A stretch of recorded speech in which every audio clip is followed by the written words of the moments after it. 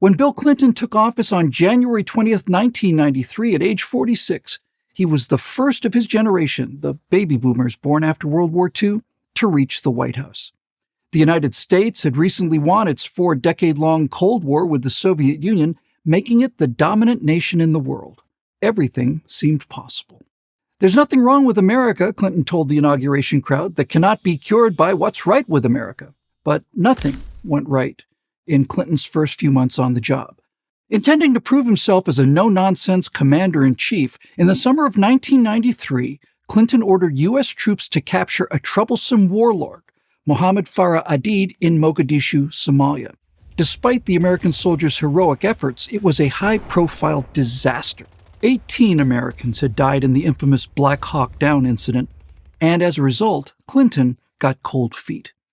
He immediately ordered the remaining troops out of the country. The new president looked like a hopeless amateur. That perception only intensified when his proposal to take over the American healthcare industry, a full 1/7 of the economy, blew up in his face.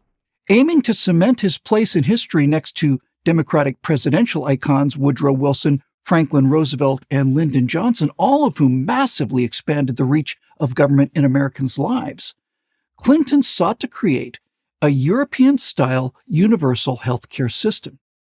He compounded his mistakes by putting his wife Hillary in charge of the project. Ultimately, the sheer size of the proposal, it was over 1,300 pages long and would have cost hundreds of billions of dollars, and Hillary's lack of transparency, she held all of her policy meetings in secret, provoked fierce opposition, sinking the bill. It also led to massive Democratic losses in the 1994 midterms.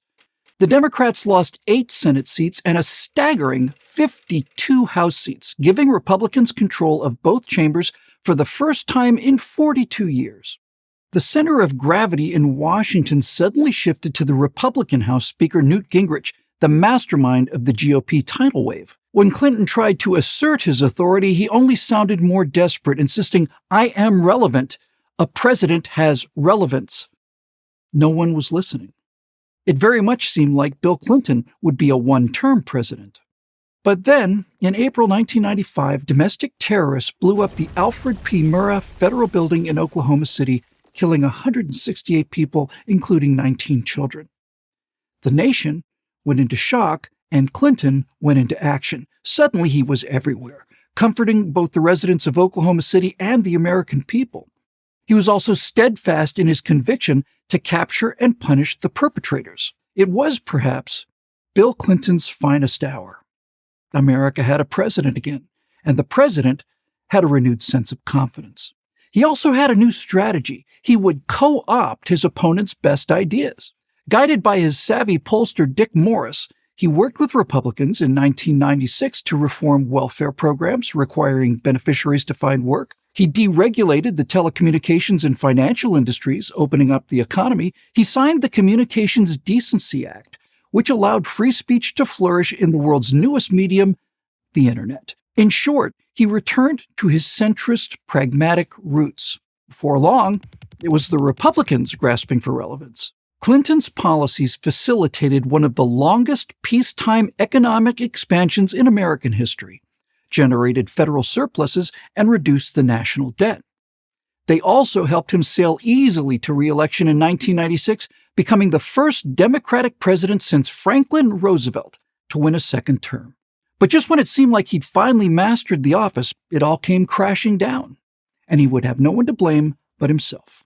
In January 1998, an obscure internet site called The Drudge Report revealed that Clinton had had an Oval Office affair with a 22-year-old intern, Monica Lewinsky. First, Clinton denied the rumors, then made matters worse by trying to lie his way out of the scandal. When called to testify under oath, he insisted that he had never had a sexual relationship with that woman. Nobody believed him. In December 1998, the House of Representatives impeached William Jefferson Clinton on a charge of perjury. It was the first presidential impeachment in 130 years. Although the Senate Democrats ensured Clinton's acquittal in February of 1999, the Lewinsky affair preoccupied the nation for over a year. Worse, it distracted Clinton from focusing on a very real threat, the Islamic terrorist group Al-Qaeda. In August 1998, the group attacked U.S. embassies in Kenya and Tanzania, killing over 200 people. And then in October 2000, al-Qaeda detonated a bomb next to USS Cole, a destroyer refueling at a port in Yemen, killing 17 American sailors. And worst of all, he balked at his chance to take out the then unknown leader of this newest threat to America, a young Saudi radical by the name of Osama bin Laden. And therein lies the real disappointment of the Clinton years. Although much was accomplished, so much more could have been done. Sadly, all most people remember about President Clinton is that he had a tawdry affair with a White House intern. I'm Bill Whittle for Prager University. Thank you for watching this video. To keep PragerU videos free, please consider making a tax-deductible donation.